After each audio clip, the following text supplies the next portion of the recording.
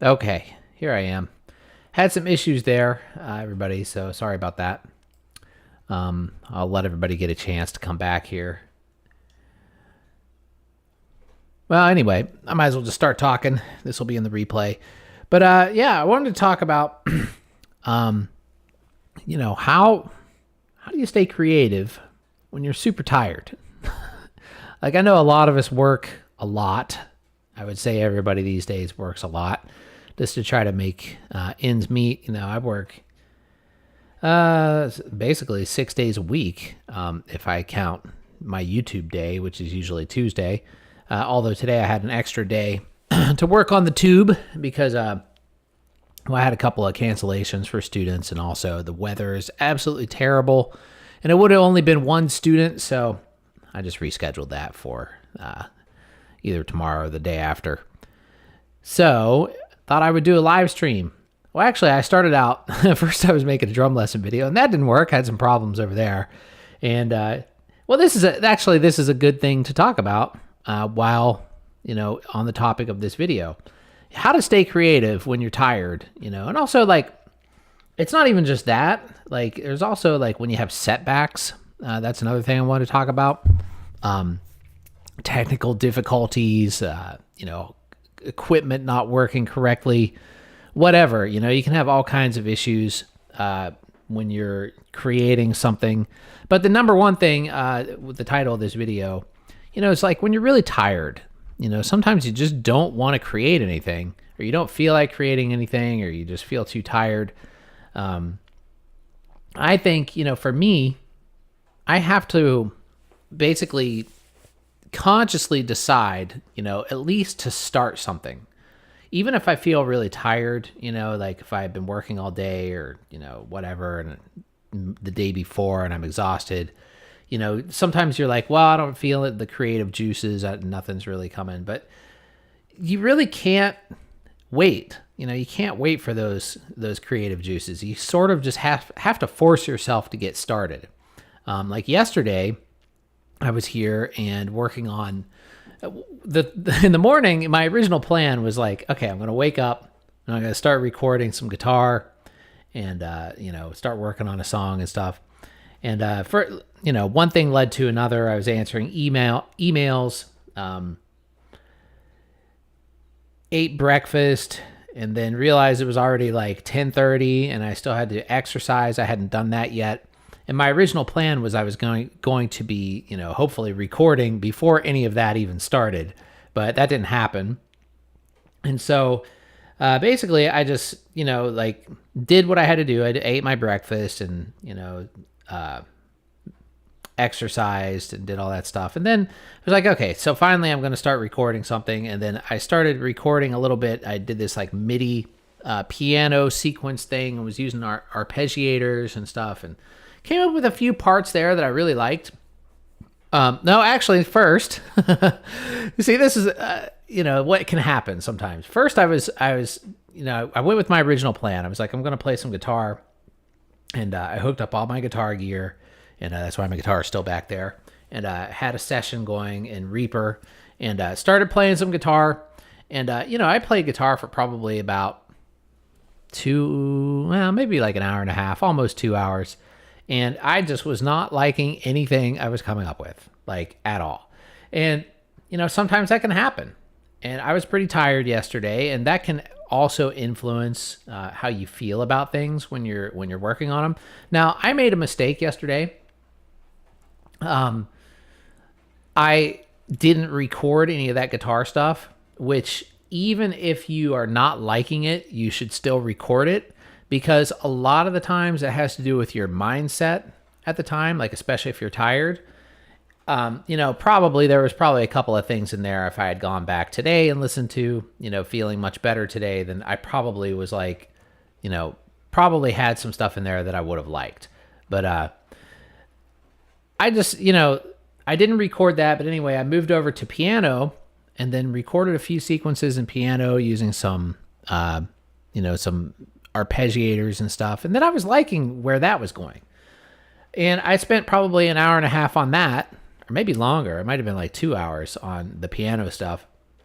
And then after I did that whole thing, I couldn't continue with it. I tried some other instruments. I tried some guitar. Wasn't liking the guitar. I tried something else, some more synthesizers. I wasn't happy with any of the synth sounds I was coming up with. So again, it was like a lot of my mindset at the time was just not really liking anything I was hearing. But, I kept pushing. I was like, okay, if that doesn't work, I'm going to open up Ableton and try something there. So then I opened up Ableton and I turned on my analog synths, which you can see right there.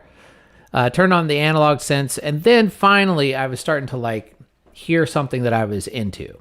And then I was like, okay, so I actually got really far with that project, and it was the third one that I had started of the day. Basically just, I was like, I'm not going to stop until I can record something that I'm pretty happy with or that I want to continue with. But the good thing is, too, is that piano project, even though, like I said, I wasn't able to continue it, I started it at least, so I'm going to go back and listen to that later, and probably will find something about it where I could continue with it later. Let's see what Fromajio says here. My tip, make music that sounds like crap intentionally. Yeah, you can do that too, It just depends on what you want to do, I have done that before. I just made really goofy, whatever noise or just whatever, just to do something. But sometimes something can come out of that.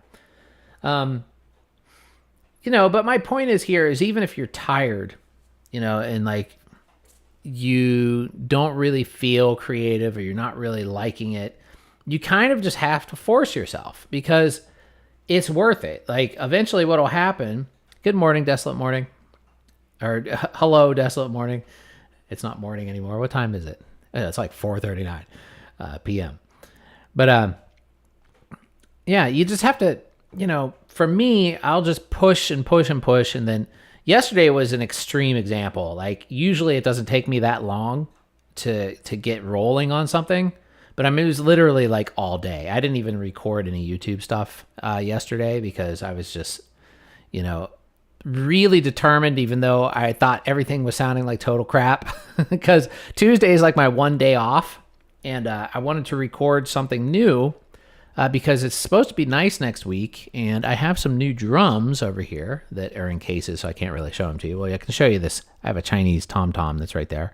But I have some new drums that are in the bags, and it's a compact drum kit. It's a Tama Club Jam Mini, which I had one in the past, but I ended up selling it, and then I regretted selling it, so I bought another one. And I've done that so many times. But anyway, next week is supposed to be nice, so what I wanted to do was take that out to the park and record some drums like I had in the past. 2 years ago, I did that a lot with the Club Jam. And, I didn't want to re-record anything old. I really wanted something fresh. So I was like, I have to get something at least started today because Tuesday, like I said, Tuesday was that's my one day off. And even though I was exhausted, and I just kept pushing and pushing and pushing, and got one project now, I would say 90% completed, except for the drums, because I worked on it this morning as well. And the other, I got at least one track, and I got pretty much an arrangement of just piano. And it's, that one definitely needs a lot of work, but I could come back to that at a later time, like I said. It's tough. Sometimes you can get, your mental attitude has a lot to do with creativity, and how you feel about something at the time, whether or not you think it sounds good has a lot to do with your mindset at the time. Cause I definitely have recorded music in the past and came back to it, where I thought it sounded horrible when I was recording it, then came back to it later. And it was like, wow, this really isn't as bad as I thought it was, or it's much better, wanted to work on it then. I've recorded full projects like that where at the time I didn't think they were that great, but then years later or months later came back to them. I was like, I was being way too hard on this. But so anyway, I don't know if you're out there and you have a method that you would like to share, feel free to put it in the chat. But my main method is just keep pushing. You kind of have to force yourself. If you're too tired, obviously you need sleep.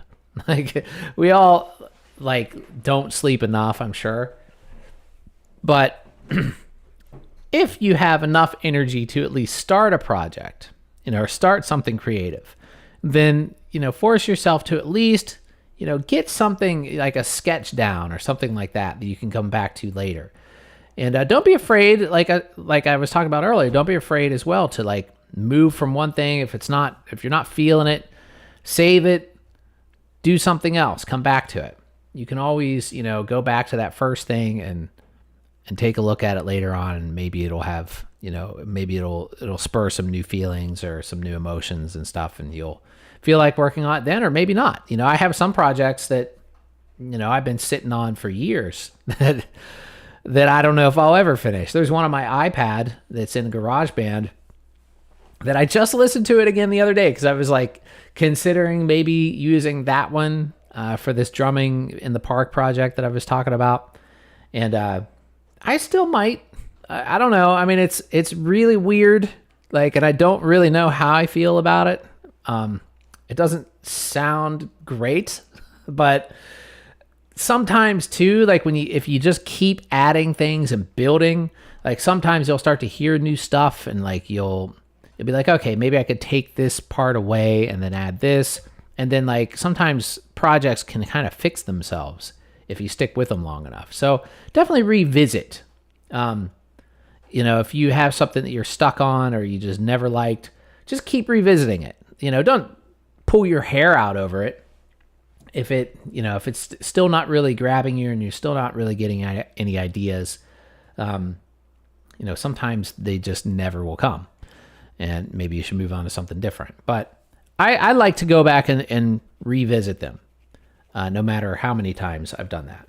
Like I have some really old ones, and maybe at one point, there was a couple that I've done that way. There was one, I can't really remember the title right now, but it's on one of the Demonic Sweaters tapes albums on Anthill Recordings, where I had sat on that thing.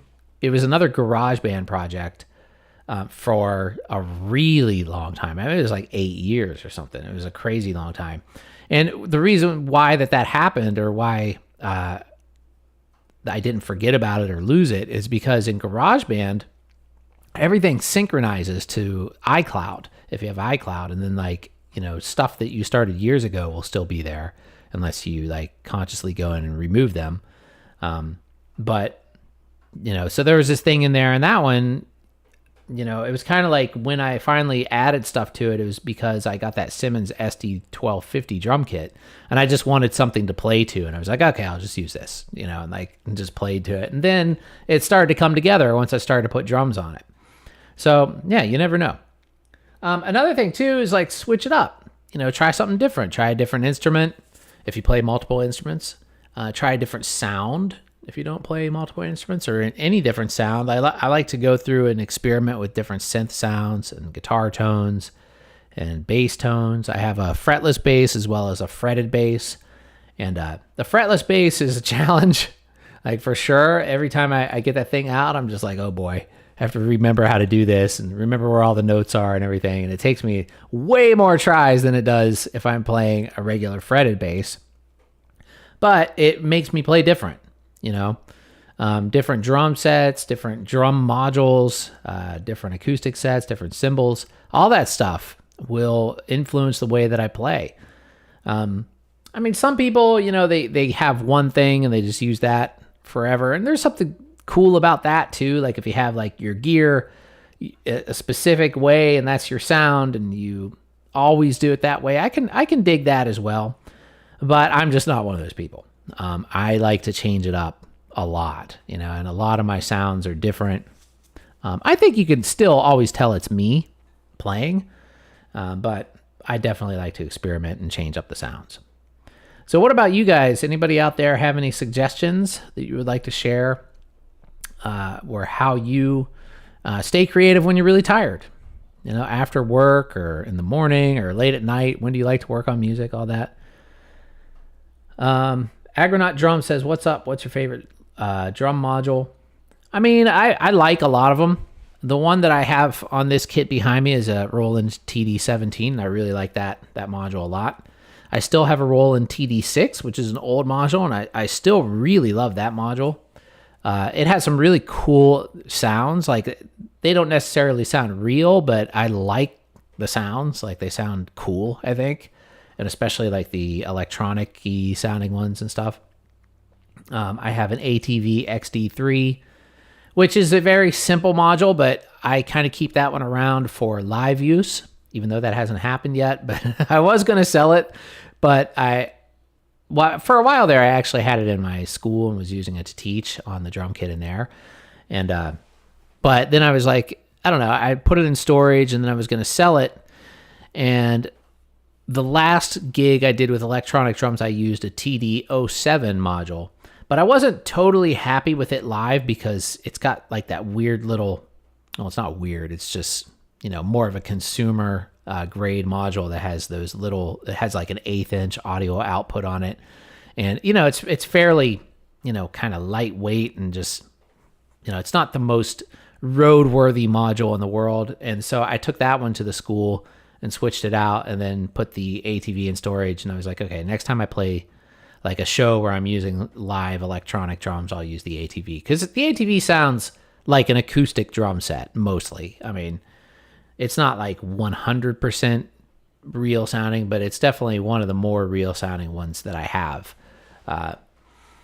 Whether or not it sounds more real than the TD17, I'm not totally sure. I mean, the TD17, I would say, has more character, more Rolandness to it. But I really like it. The TD17 is a great module. Like, all around, like, if you're just looking for a great sounding module that's not insanely expensive, I think the TD17 is probably one of the best ones you can get out there. Oh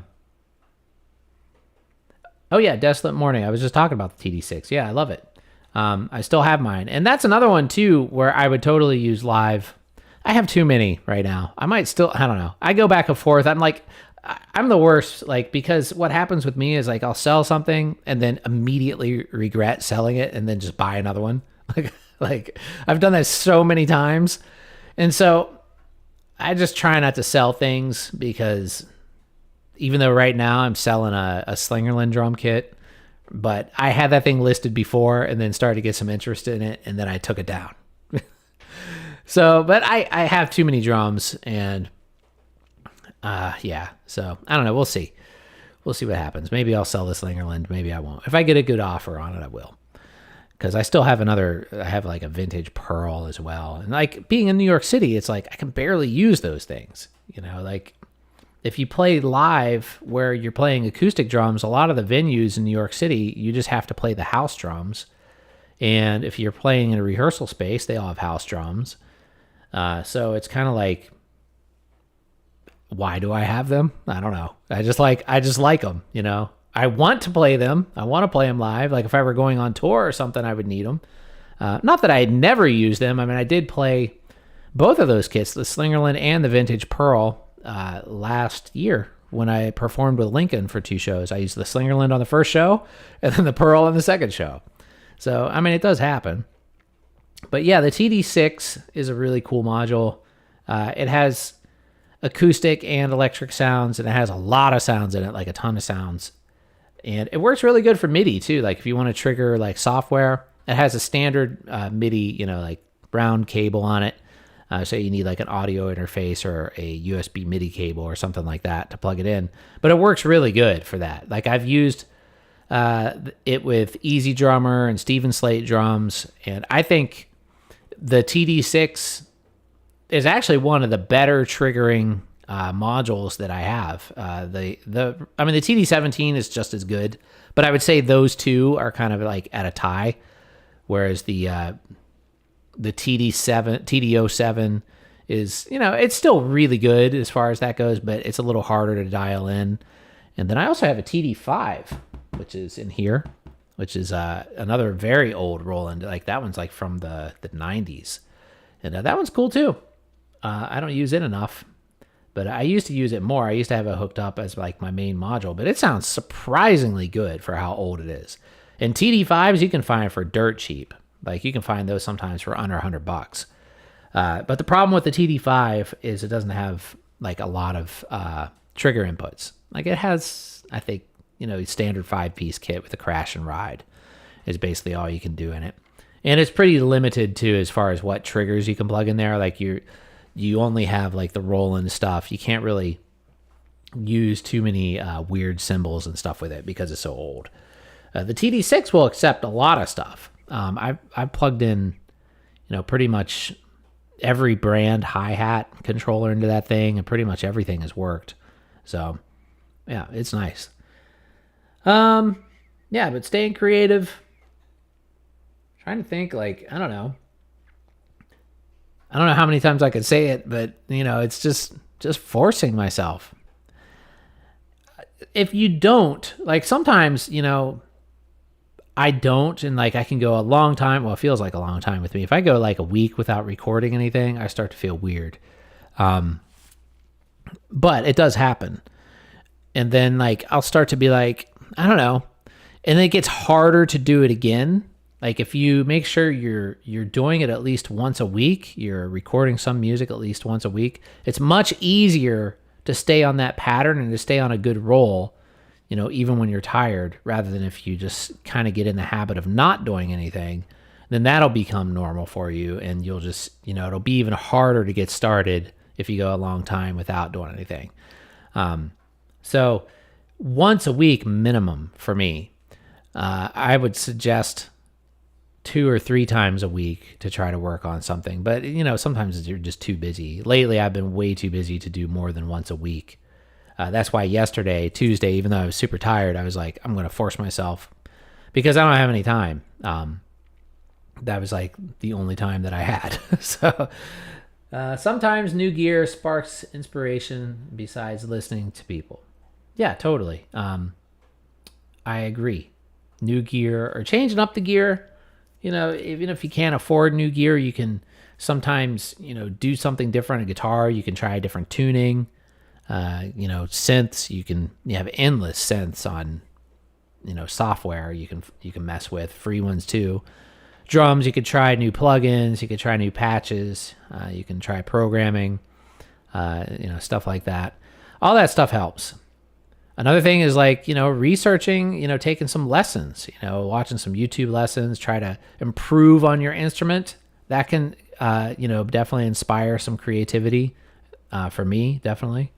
I know for a while there, when I was watching, I went through a period when I was like watching some YouTube drum lessons and stuff and trying to, freshen my skill set, because I've been in the same, I've been playing drums a very long time, and I feel like I have a good variety of things that I can do, but there's still, there's a lot to learn, even for somebody that's been playing as long as me, plenty of stuff I can learn still.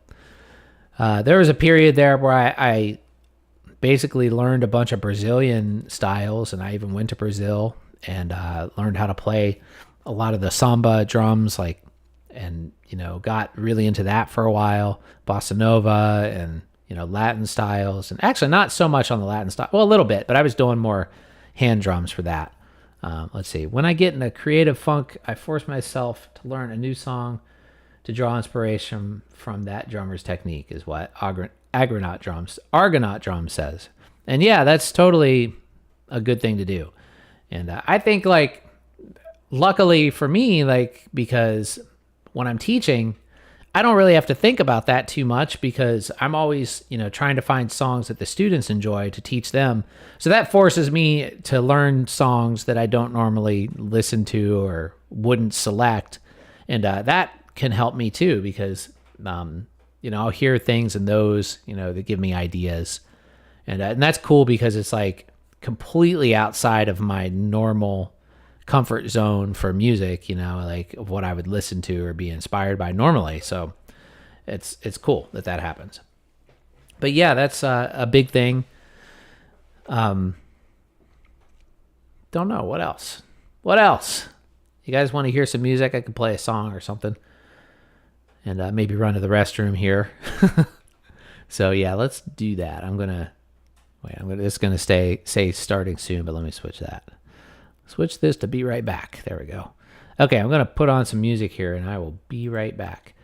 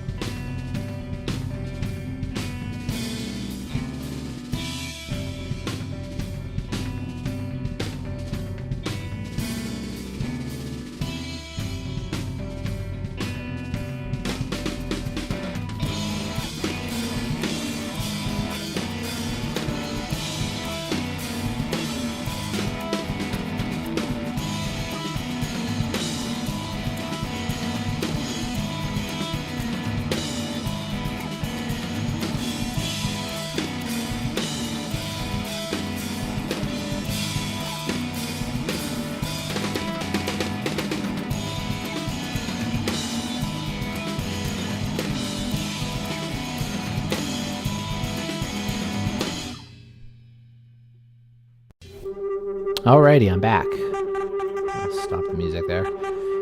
What were you just, excuse me, what you were just listening to was a very old band of mine called The Fun. And actually, this is something that just got sent to me by a watcher of the channel here, John, who was a fan of my music in various bands over the years. And I had totally lost that stuff, all of that. And I'm really, really thankful that he sent it. And that full album is going to be up on Anthill Recordings, along with several other things that he sent. One of them is the Lover full discography, which I already got back up on there. And if you saw my last video about how to not give up on your music, I talked about Lover on that one. And that was another one that I had lost that is up on Anthill Recordings already. But this one here, as well as some other old stuff, is going to be up there pretty soon too. So stoked about that. I had to get a hoodie. It's like pretty cold today, actually. And if I had like one word to describe the weather in New York City for the past week, I would say ass. It has been ass weather, basically. It's just cold and rainy, dreary rain all day, 40s. It's just nasty out there. But I'm glad I didn't have to go anywhere today. I've been inside all day. Anyway, Brad Preston says, hey, I really like your vids on the Simmons Titan 50. Just got a Harbinger 8-channel mixer. Can you show how you adjust all the levels for the drums on yours? Well, you'd have to go back and dig through the old videos. I don't have it anymore.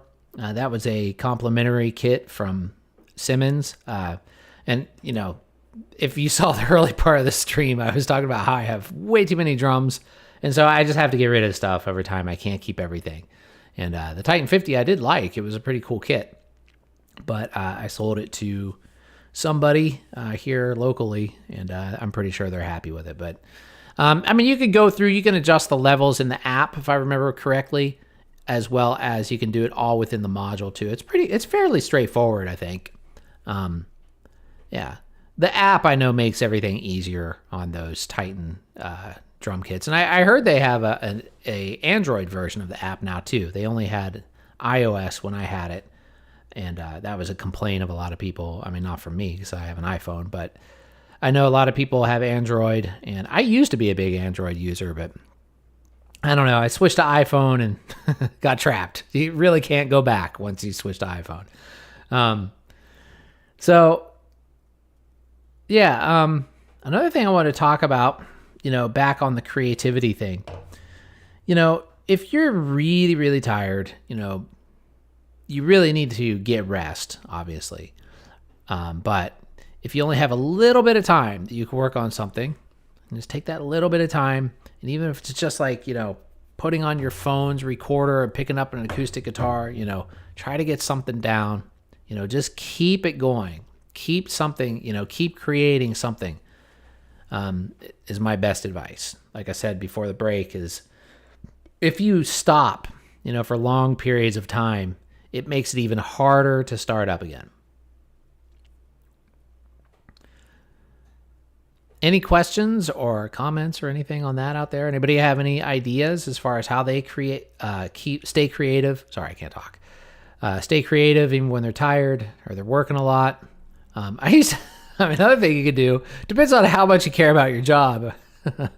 Back when I used to work jobs that I hated, I would work on music at my job. I know it was like a terrible thing to do, but I used to. There was a job that I had for this software company, and I just absolutely hated the place. And I didn't really hide that I hated it at all. And it's not like I was even hiding that I was working on music. I would just set my laptop down right next to me and have like a Fruity Loops open or something on the screen and just be like messing with stuff like while I'm on the phone and like talking to people and stuff. And like, they didn't quite like it, but they never told me to stop. So there you go. You can work on it while you're at work. Desolate Morning says, these are good tips. Believe me, I need them. Yeah. I mean, just do it. Like Nike said, you just have to keep pushing and keep doing it. I mean, believe me, it's not like I'm one of these people that, never has a down day or a day where I just don't feel inspired. That happens to me a lot, actually. But I just plow through them. Like yesterday, I really did not feel inspired for 90% of the day yesterday, and I just kept trying and kept doing it. And eventually I got something that I was pretty happy with. And the same can be said for the technical stuff, like even for YouTube. Like if you're making videos, like this stream today. This is kind of like another, like I just was having all kinds of technical problems with other things that I was working on. So I was like, all right, screw it. I'll just do a live stream, and I wanted to make a video like on this topic for a while. And I'm not sure if I'll keep this live stream as the video for this. I might, collect my thoughts on it a little bit better and make like an actual video about it. And then maybe get rid of this live stream replay. But we'll see. Or maybe I can edit this down, the parts that I think are the best. But the point is just to do something. If you're too stuck on it has to be this one specific thing, then sometimes that can be your downfall. Like today, where I was having technical difficulties on the other videos, and I also wanted to do a drum lesson video. Then I realized I couldn't quite play the thing that I was trying to teach as well as I wanted to. I mean, I could play it, but it still just sounded sloppy. So I was like, I'm not going to do that. But, I was like, I'm not going to sit there and try it. Well, I did try it for about an hour, to try to really play it good, and recorded several, clips of it and stuff, but it just wasn't coming. So I obviously need to practice it some more before I do that. So that's my next step on that lesson. But I mean, you can continue, like just if one thing isn't working, then pick up something else, continue trying until something, it's like, until something sticks, until you can grab a hold of something. Don't just give up. Like, it's really easy to want to give up. Like, if you're, struggling and just getting frustrated on everything. Like, I mean, believe me, I have been there where like the entire day you're just like, nothing is working. Like, and it gets really, really frustrating. But you just keep doing it. Just do something else, find something else. And that's what you have to do. Yeah. What else? Anybody else out there? Hey, Derek. Hey, Argonaut. And who's this? Somebody new? This is like a tiny font on here. I'm doing the chat through OBS, and I don't know why it's so little. Can I increase this? This is Ukulele Plus. You're speaking the truth. Thank you. And Derek says inspiring. Just saying, it's frustrating working with inferior instruments like the, what does that say? CPD 1000. Is that thing? Yeah. Well, that thing's not that bad. I mean, it wasn't like, of course, it's not like that drum kit, but I played it. It's not terrible. The pedals were terrible. You have to replace the pedal. That was the worst thing about it. But you could definitely do some stuff with it. I used to have this little, it was a really crappy, it was actually a Yamaha, but it was not a good one. I bought it at Big Lots. It was like, that was my first tabletop electronic drums. And that was a long time ago. I never made a video on it. It was like before I really even did YouTube. But I even performed with that thing, like a live show with it once, and it was really bad. Like the pedal on it was absolutely terrible. It got like a million triggers. Like you tap it once, it'd be like over and over again. But I would just limit myself what I was doing with the pedal, and then try to do most with my hands. And it wasn't that terrible. I mean, yeah, it was, but I could still work with it. Crap. When I was young, and all I had was a cassette 4-track. I had a cassette 4-track, and then I had a keyboard that I bought at a flea market. It was like this little crappy battery powered keyboard. And then I had a guitar and a bass. And then I had a DoD delay / digital sampler pedal that sampled, I think, maximum 1 second or something like that. And then a really crappy distortion pedal. And that was my entire recording rig. Like, was just those things. And I recorded a lot with that setup. It was all I went under the name Shulaka. And Derek, actually, who's here in the chat, he heard that stuff. But yeah, I would like to find that material, but I haven't been able to locate it yet. But yeah, I mean, you work with what you have, work with what you've got. You can do stuff. You can do cool stuff, even if you got like boxes, cardboard boxes and a kazoo. I'm sure you could do some interesting things with that. Argonaut Drum says, got a jet. I'll check out the rest of the stream later. Good stuff. Thanks, man. Thanks for stopping by. So what's the weirdest instrument or most minimal? Wait, let me think of a question here. That was not a good question. What do you, the people out there, what limits you or what feels like is limiting you from being creative? And let's talk about ways that we could overcome those limits. Number one is gear. And like I said, you can have pretty much any gear and do something. I mean, I've seen guys on YouTube. There's a drummer that I follow who handmade an entire drum set out of like buckets and wooden sticks and all. Like, he even made a double bass drum pedal out of wood, and he made a snare. Like, it's crazy. I can't even describe like the stuff that this guy has made, and like they actually sound like drums, which is the crazy thing.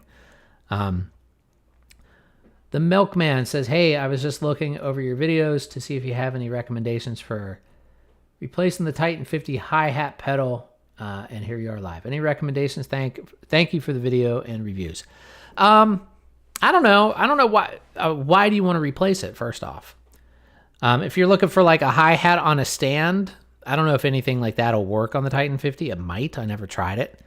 But I didn't find the pedal to be that bad on the Titan 50.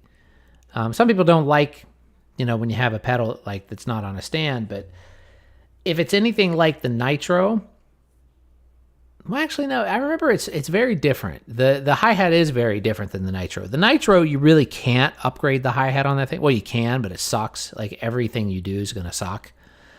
Well, nothing will be as good as the stock controller on the Alesis Nitro.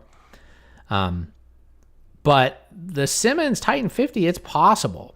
You might be able to use like a Roland hi-hat controller or something. I don't know because I never tried it, but you might.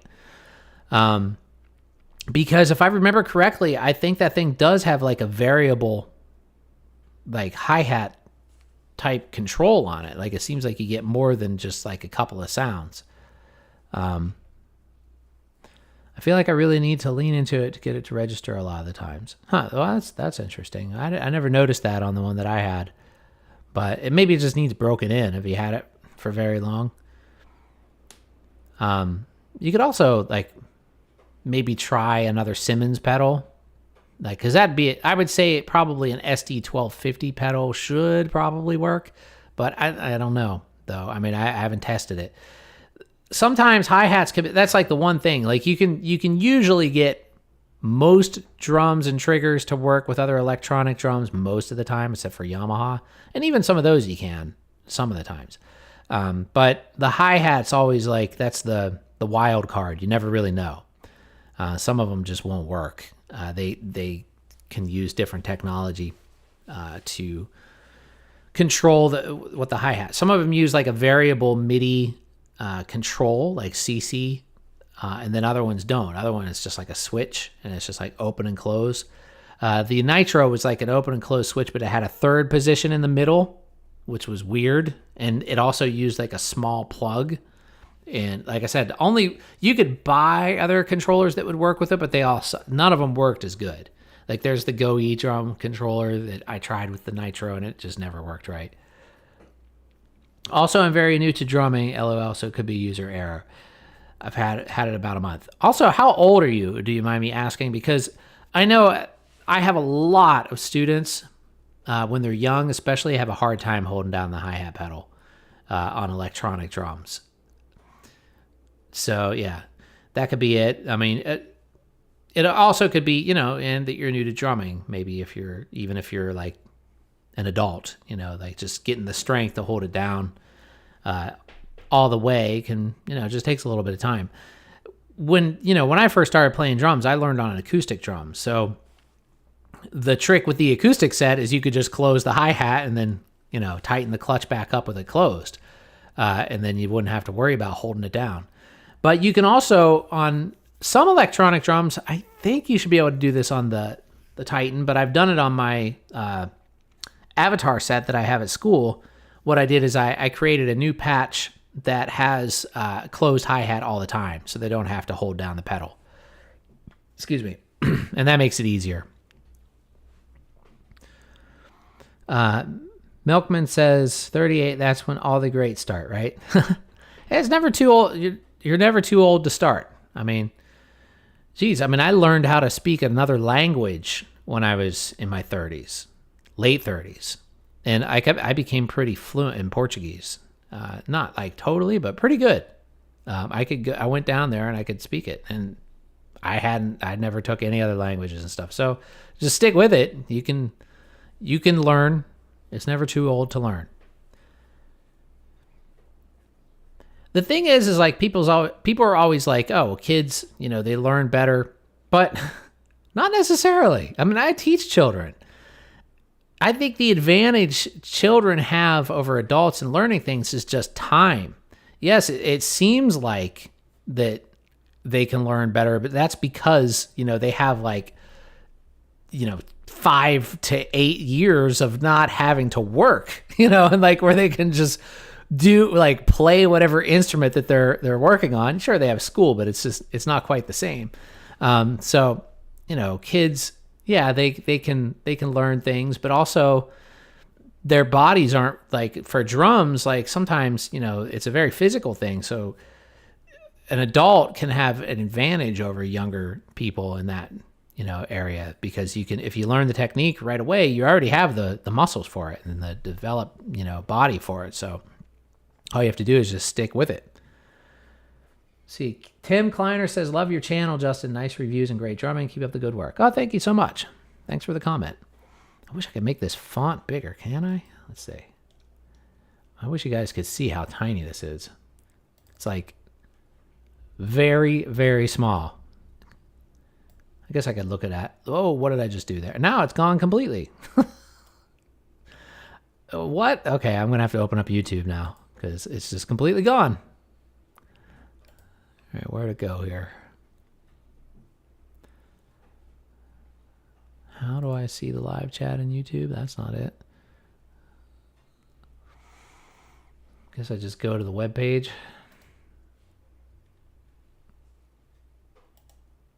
I have to mute it here so you guys don't hear it. Oh yeah, that's better. Now I can read it, but now I see myself on a weird time delay. How can I not see this? I'll just drag that off the screen. There we go. What time is it? Geez, it's already 5:18. Yeah, this weather, oh God, it is just nasty out there. All day long. The good news about that, though, is I knew that if you're from New York, you'll understand this, or Brooklyn. Here we have something called alternate side parking, where we have free street parking in my neighborhood, but every couple of days you have to move your car for the street cleaner. If not, it's a $65 ticket. And so on those certain days, it can be really, really hard to find a parking space. And I have a really good parking space right now. And this morning at 8 a.m. was one of those times I was supposed to move my car for the street cleaner, but it was raining so bad and just so crappy outside. I was like, there's no way they're going to be out there ticketing in this, or no way there's going to be a street cleaner going. And so I've been looking out the window. I can see the car from the window and all day, and there's been no ticket. So, and it's only 2 hours or 2.5 hours that you have to move it anyway. So I think I'm safe now for another week or another, half of a week. Or is it once a week? I can't remember. Some of them are twice a week. Some of them are once a week. It just depends on where you're parked. But yeah, pretty cool. I didn't have to move. I don't know. I'm running out of things to say here, guys. Anybody have any other questions?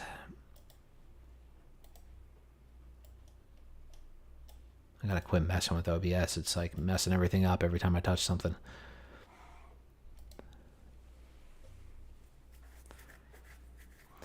How about I play another song? I'll play you guys another old song here from an old band, and then I'll just mute my mic. I'll stay in the camera here. But if you have any questions, feel free to put them in the chat, and then I'll answer them when the song is done. I'm going to play a song by a band called Hema, and this is really, really old. I was 20 when this was recorded, and I'm 48 now. So, 28 years ago. Oh my God, 28 years ago? Is that real? Yeah, that's crazy. Where is it? But this was a band when I lived in Miami, and it was me and my girlfriend at the time, Oli. She played guitar and sang, and I played drums, and then we had Hasib Chablis on bass and Brandon Sparling on second guitar. And it was this was one of the ones that I lost for a really long time, and got sent back to me, and I remembered it sounding way more simple and not nearly as good as I think it is. Like, I think it even sound like you can still hear, like, even way back then, like, it still sounds like something that I would have been involved in, even though I was just playing the drums. But I feel like that my musical influence was definitely on, everybody in this band, because it still kind of sounds like me. And I've heard stuff that everybody else in this band has done since then, and none of it really has this kind of sound. But anyway, here it is. This is called, actually, I don't know the name of the song. It just says track 2, but it's by a band called Hema from the 90s, and when I was basically a kid. Here we go.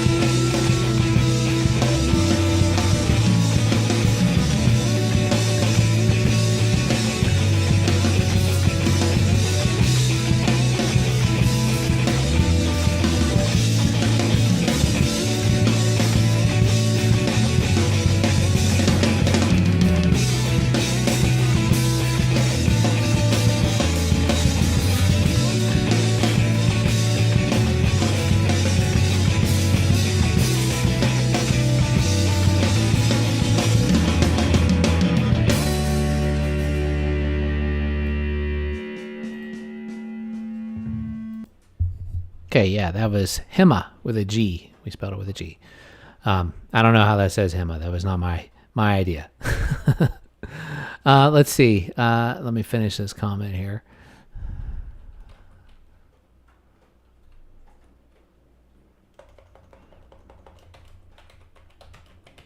I guess I could have just said this, but let me finish typing it out.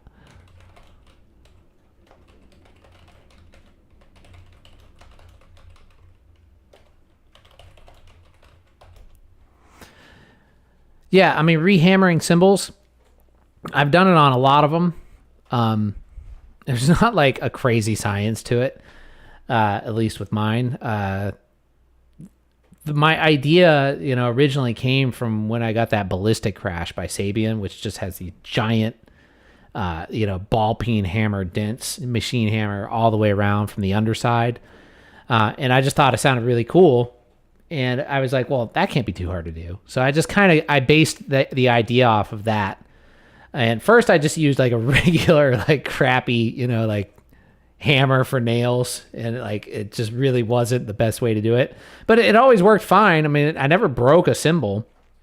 If you want to try it, I suggest buying like a cheap, B8, get like a Sabian B8 or a B8X or something like that. They even make, what's the company? Stag makes a B8 line of cymbals. Actually, though, theirs is really interesting because theirs are actually quite dark out of the box. Like, they don't even sound like B8s. What are they called? EX or something like that? I have one. I have an 18-inch, and it's like super dark, and it's a B8 cymbal. But if you want to try, like, I think the Sabian B8X is a good one too, or you could get a Peisty PST5 or something like that, like a used one. And basically what I'll do is I'll just turn it over.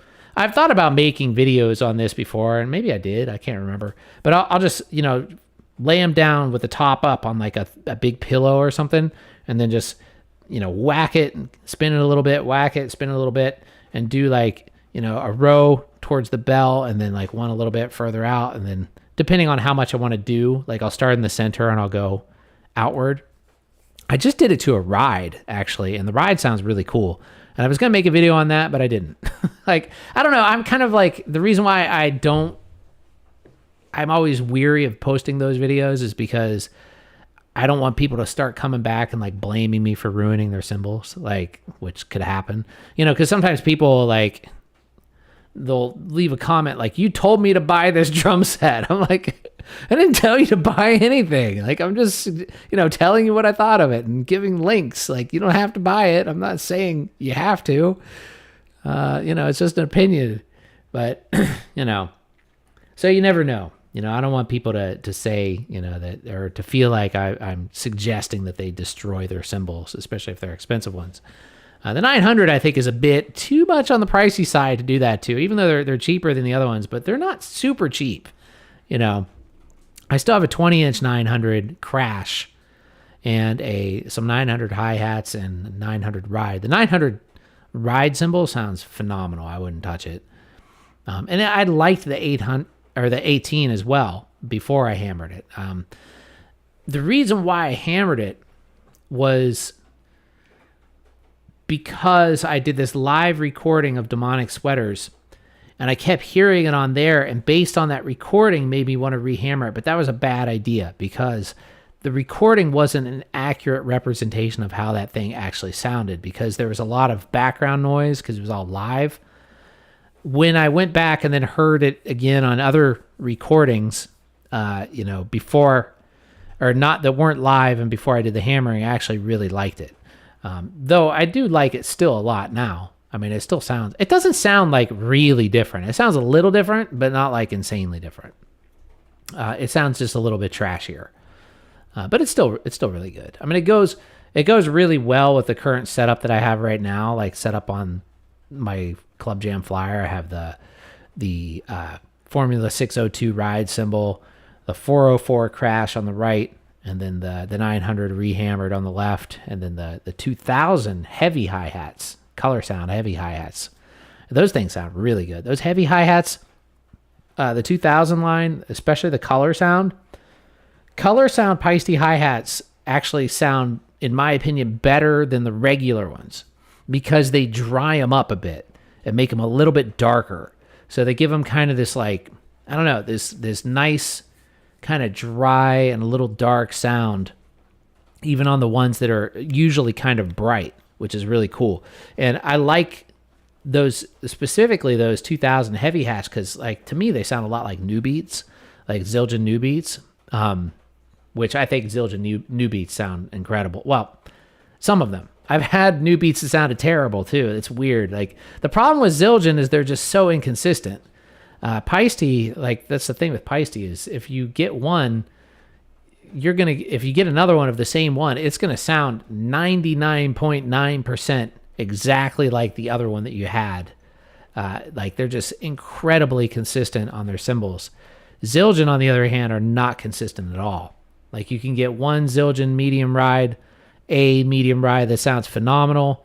You could get another one the exact same year and everything that just sounds completely different and not very good. Like new beats are a great example. I had, I think, 3 pairs of new beats in my life. The first pair I had sounded okay, like they weren't really great, but they weren't bad. They were like decent. Like I think they were like decent hi-hats. The second pair I got were phenomenal sounding, and I really regret getting rid of those because those were absolutely amazing sounding hi-hats, and I have no idea why I sold them. I was just like, I don't know. I was just like, I'm just going to play all Paistes and never play Zildjians is what I was thinking. And I still get that way sometimes where I just want to stick to one brand, which is kind of dumb, but I don't know. I have OCD and it bothers me when I see multiple logos. Like, I don't know. But like, so I sold them and they sounded absolutely incredible. And then I got a third pair, which sounded absolutely terrible. Like they were just way too heavy and they didn't sound good at all. A really long time ago, I had a pair of Zildjian quick beats, and those were the hi-hats that I played all through Lincoln and Kukim, and like that recording you just heard, I probably had those quick beats on there too. I played those hi-hats for a very long time, and I think I was too young to really know if I really liked them or not. I remember they were very crisp.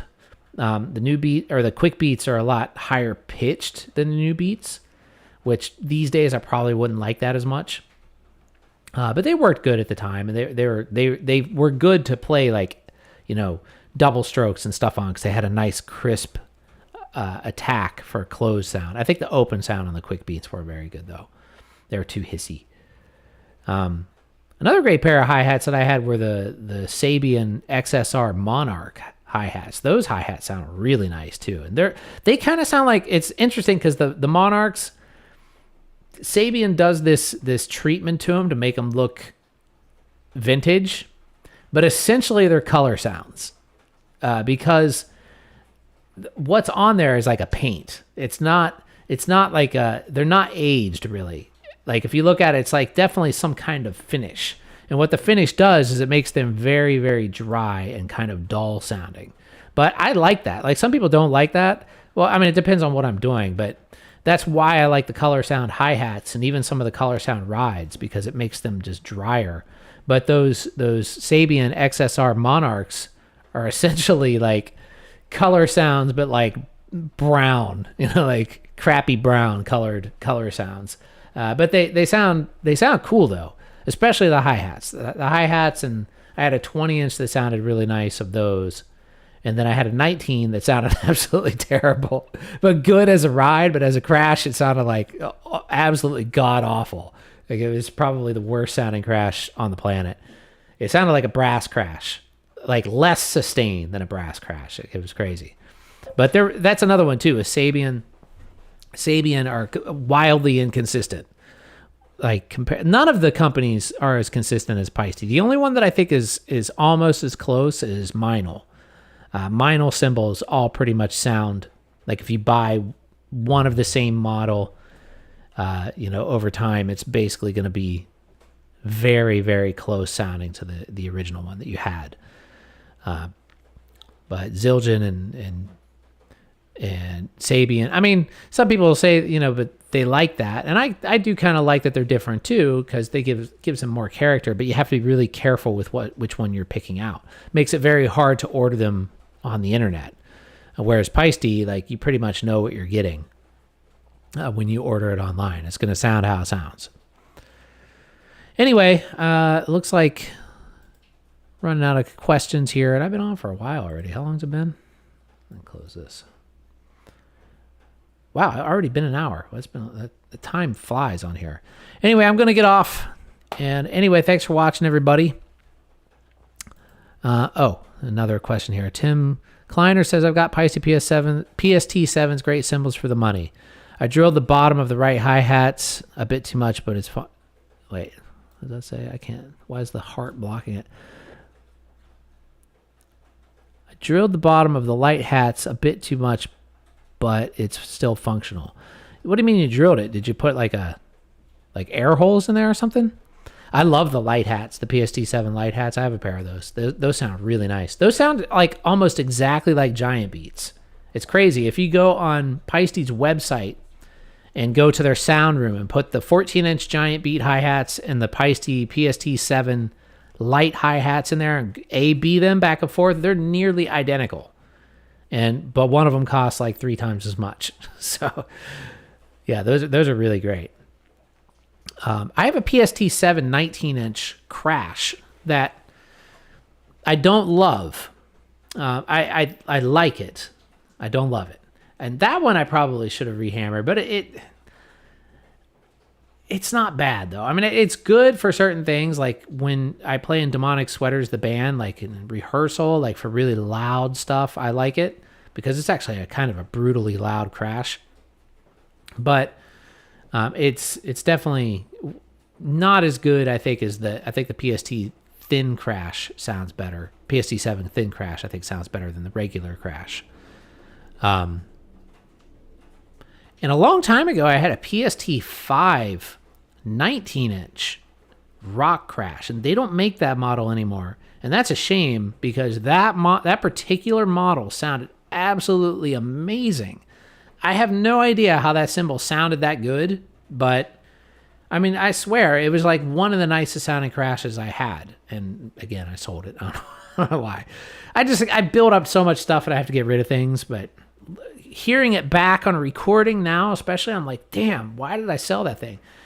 It was heavy, but it didn't sound heavy. It actually had like a really low fundamental tone and this great sustain, and it was just a really nice sounding cymbal. And it was, yeah, I don't know why they stopped making. They used to make, when the PST5s first came out, they made a 22-inch ride as well, which they don't make that anymore. And they had the 19-inch rock crash. And if you could, I look for them used all the time, and I've never seen one pop up. Yeah, well, I mean, Tim, you could always get another PST7 hi-hat. They're not that much. You know, I think you can even order the singles. I think you can get the singles if you wanted to. Anyway, thanks for watching, everybody. Hopefully this video was helpful. And don't forget to check out anthillrecordings.bandcamp.com. If you want to support the channel, that's a really good way to do it. Check out Lover. It's the newest release on there. Well, it's actually a really old band that I was in from the early 2000s, but I told the whole story about that on my last video about how to not give up on your music. So check that out if you want to. And I'll talk to you guys really soon. Have a great day. Later.